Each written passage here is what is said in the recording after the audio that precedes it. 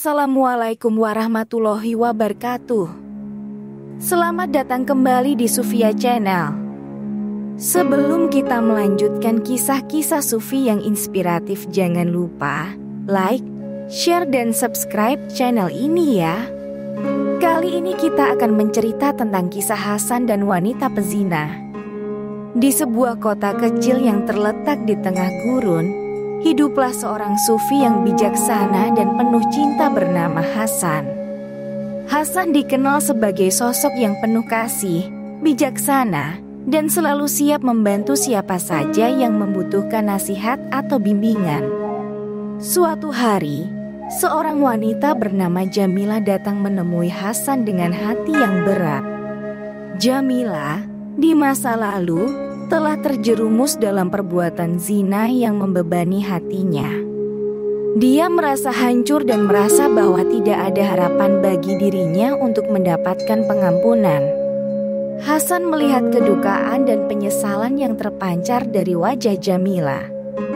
Dengan penuh kasih, Hasan mendekatinya dan berkata, "Hai Jamilah, Allah Maha Pengampun dan Maha Penyayang.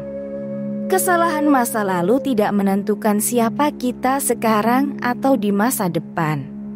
Yang penting adalah bagaimana kita belajar dari kesalahan kita dan berusaha untuk menjadi lebih baik."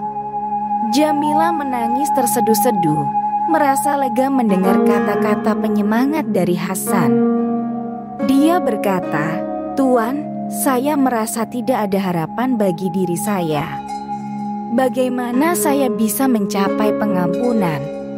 Hasan menjawab dengan lembut, "Jamilah, langkah pertama adalah mengakui kesalahan kita dan menyesalinya dengan tulus. Kemudian, kita perlu memohon ampunan kepada Allah dengan hati yang tulus dan berkomitmen untuk tidak mengulangi kesalahan yang sama. Jika kita benar-benar berusaha dan bertobat dengan sungguh-sungguh, Allah akan memberikan pengampunannya." Mendengar kata-kata Hasan, Jamilah merasakan ada harapan yang tumbuh dalam dirinya. Dia mengambil keputusan untuk meninggalkan gaya hidup yang rusak dan berusaha untuk meraih kesucian dan kebaikan. Jamilah memulai perjalanan spiritualnya. Hasan memberikan bimbingan, nasihat, dan dukungan yang diperlukan bagi Jamilah.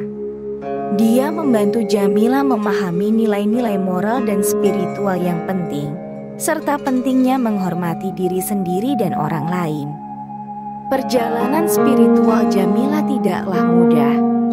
Dia dihadapkan pada godaan masa lalu dan rasa bersalah yang kadang-kadang mencoba menghantuinya. Namun, dengan tekad yang kuat dan dukungan yang diberikan oleh Hasan, Jamilah terus maju. Bertahun-tahun berlalu, dan Jamilah telah berubah menjadi wanita yang penuh cinta kasih dan hikmat.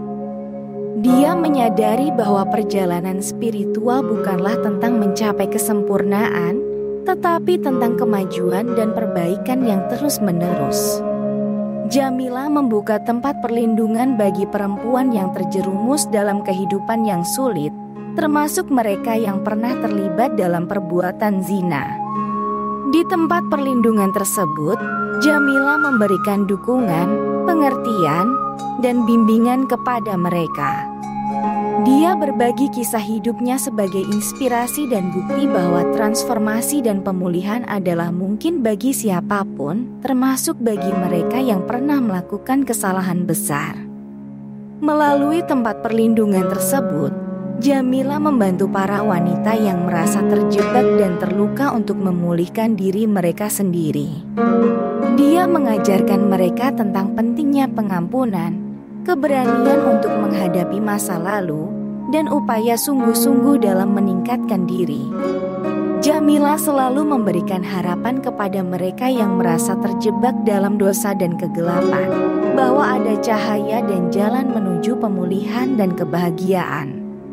Jamilah tetap rendah hati dan bersyukur atas kesempatan yang diberikan kepadanya untuk berubah.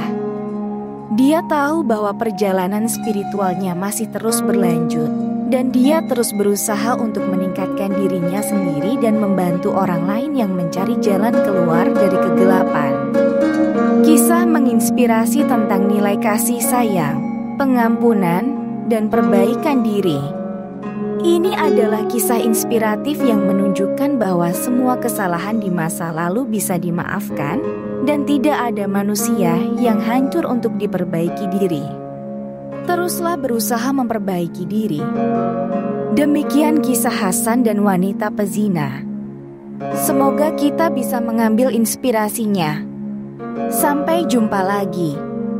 Wassalamualaikum warahmatullahi wabarakatuh.